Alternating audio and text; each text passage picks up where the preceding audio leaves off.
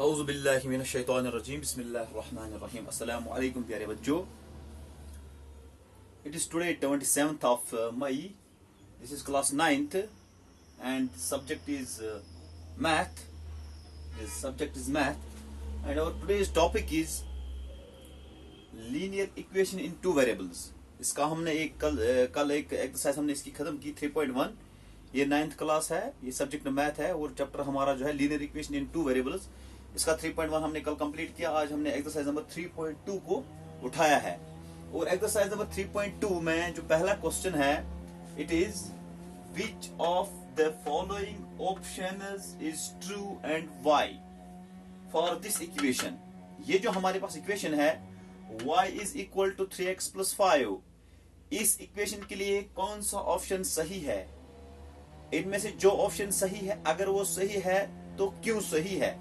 ये कहता है कि ये जो हमारे पास इक्वेशन है y is equal to 3x plus 5, क्या इस इक्वेशन को यूनिक सोल्यूशन हो सकता है, ओनली टू सोल्यूशंस हो सकते हैं, या इनफाइनाइटली मैनी सोल्यूशंस हो सकते हैं?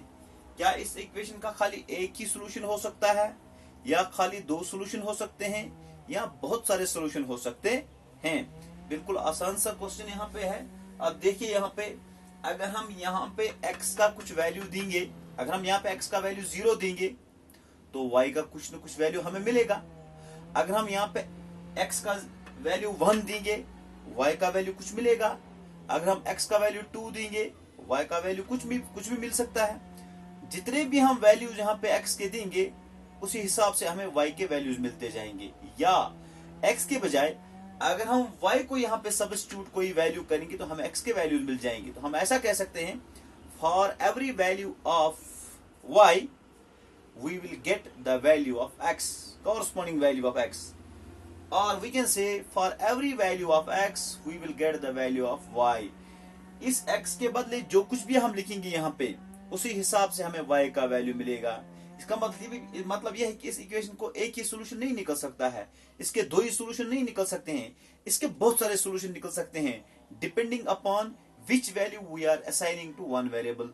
ये एक वेरिएबल को हम कौन सा वैल्यू देंगे। यहाँ पे x है, x को पहले 0 दे सकते हैं तो y का कुछ निकलेगा वैल्यू, x को 1 वैल्यू दे सकते हैं तो y का कुछ निकल सकता है, x को हम 2 देख सकते हैं तो y का कुछ निकल सकता है। इसका मतलब x के कितने वैल्यूज हम दे सकते हैं? बहुत सारे।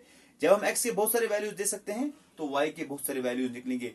तो इसका सही आंसर है इनफाइनाइटली मैनी सॉल्यूशंस। ये जो इक्वेशन है, this equation has infinitely many solutions, और हमें लिखना है y, because for every value of x we will get the value of y, because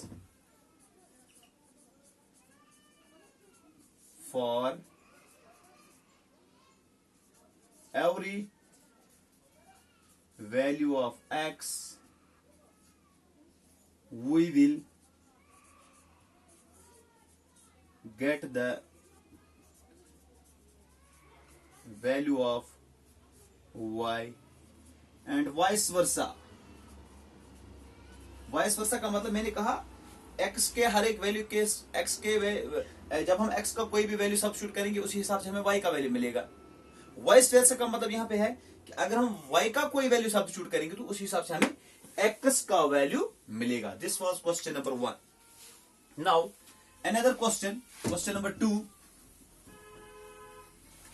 question number 2 हमारा इसमें है, right 4 solutions for each of the following equations.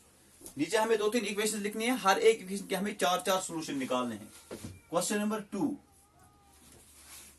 Right 4 solutions, right 4 solutions for each of the following equations. पहला part यहाँ पे है, हर यहाँ पे 3-4 part किए गए हैं, हर एक इक्वेशन के हमें 4-4 सॉल्यूशंस निकालने हैं। यानी कि हर एक इक्वेशन में 2 वेरिएबल हैं तो 2 वेरिएबल्स के 4-4 वैल्यू आने चाहिए, एक वेरिएबल के 4 सॉल्यूशंस आने चाहिए और दूसरे वेरिएबल्स के भी 4 सॉल्यूशंस आने चाहिए। पहला पार्ट यहाँ पे है 2x plus y is equal to 7, 2x plus y it is equal to 7। देखिए अच्छी तरह आप ध्यान रखेंगे। जब आपके पास ऐसा क्वेश्चन होगा और ये कहता है क्वेश्चन वाला कि आप इसके 4 सोल्यूशन निकालिए, कितने सोल्यूशन निकालेंगे? 4 सोल्यूशन। तो 4 सोल्यूशन निकालने से पहले हमें देखना है ये जो इक्वेशन है इसमें 2 वेरिएबल्स हैं x और y, और ये x और y जो है एक ही साइड में है। क्या है? इस वक्त ये LHS में है। तो हमें क्या करना पड़ेगा? यहाँ पे हमें ट्रांसपोजिंग करनी पड़ेगी। एक वेरिएबल को उठा के हमें ट्रांसपोज करना पड़ेगा इस साइड में। हम ट्रांसपोजिंग यहाँ पे कर सकते, हम यहाँ पे ट्रांसपोजिंग करनी। अगर हम ट्रांसपोजिंग नहीं करेंगे, एक वेरिएबल का वैल्यू हम देंगे, दूसरे वेरिएबल्स के वैल्यू हमें तब भी मिल जाएंगे, लेकिन अपनी आसानी के लिए हम इन 2 वेरिएबल्स में से एक को उठा के इस साइड में ट्रांसफर करेंगे। अब हम कौन सा ट्रांसफर करेंगे? हम वही ट्रांसफर करेंगे जिसके साथ कोएफिशिएंट होगा, अपनी आसानी के लिए। तो हम क्या करेंगे काम? इस 2x को उठा के हम इधर लाएंगे, ये इस साइड में प्लस है, इधर लाएंगे, ये माइनस बनेगा। तो हम ऐसे लिखेंगे y इज इक्वल टू 7, ये 2x प्लस है, वहां ले जाएंगे माइनस 2x। तो ये हमारी इक्वेशन बनी दूसरी। इस इक्वेशन में हम क्या काम करेंगे? यहां पे x जो है, x के बदले हमें खुद वैल्यू सब्स्टिट्यूट करने हैं, जो हमारी मर्जी है, जो हम चाहे। यहाँ पे x का वैल्यू देना चाहिए तो हमें y का वैल्यू मिल जाएगा। हम यहाँ पे लिखेंगे let if x is equal to 0। For example मैं यहाँ पे लिखूंगा if x is equal to 0। अगर x 0 है तो y कितना निकलेगा? Then y will be equal to 7 minus 2 into x, x के बदले 0, y will be equal to 7 minus 2, 0 is 0, y will be equal to 7। तो y कितना निकलेगा? y 7 निकला। इसी तरह मैं यहां पे लिखूंगा इफ, अब हम x के बदले लिखेंगे 1, if x is equal to 1। अगर x के बदले 1 लिखी तो y कितना निकलेगा? y will be equal to 7 minus 2 into 1, y will be equal to 7 minus 2 1 is 2, y will be equal to 7 में से 2 तो 5, y कितना निकलेगा? 5 निकलेगा। इसी तरह हम लिखेंगे if x is equal to 2। अगर x का वैल्यू 2 देंगे हम तो y कितना निकलेगा? Then y will be equal to 7 minus 2 into 2, y will be equal to 7 minus 4, y will be equal to 3।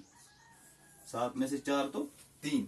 इसी तरह अब यहाँ पे जगह नहीं है तो यहाँ पे मैं चौथा वैल्यू दिखाऊंगा आप लोगों को। इफ x इक्वल टू 3, अगर हम x के बदले 3 लिखेंगे तो y कितना निकलेगा? y will be equal to 7 minus 2 into x, x के बदले 3, y will be equal to 7 minus 3 2 6, then y will be equal to 1, y will be equal to. Last पे आप इसको वैल्यू चार्ट बनाएंगे ऐसे, यहां पे x, यहां पे y। देखिए जिस वक्त x 0 था उस वक्त y कितना निकला? 7 निकला। जिस वक्त x 1 था उस वक्त y 5 निकला।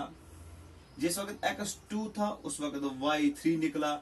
जिस वक्त x 4 था जिस वक्त x 3 था उस वक्त y 1 निकला। देखो ये x के भी 4 सोल्यूशन और y के भी 4 सोल्यूशन हमने निकाले। इसके साथ इसमें और भी 2 पार्ट्स हैं। इंशाल्लाह आप इस मेथड को फॉलो करके मुझे लगता है कि आपको आ जाएंगे। इंशाल्लाह इससे आगे हम इसको कल बढ़ाएंगे। Thank you.